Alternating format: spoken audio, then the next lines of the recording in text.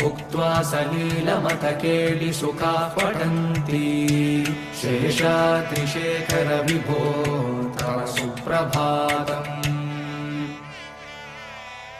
तन्त्री प्रकर्ष मधुरस्वनया विपञ्च गायत्यनन्तचरितं तव नारदोऽपि भाषा समग्रमसकृत्करसाररम्यम् शेषाद्रिशेखर विभो तव सुप्रभातम्।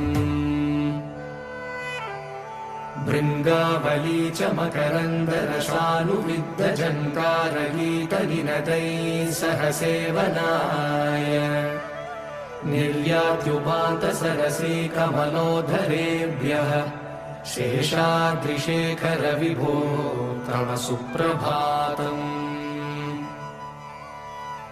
योषागणेन वरदग्निविमत्यमाने घोषालयेषु दधिमन्थनतीव्रघोषाः रोषात् कलिं विदधते ककुभश्च कुम्भाः शेषाद्रिशेखर विभो तव सुप्रभातम्।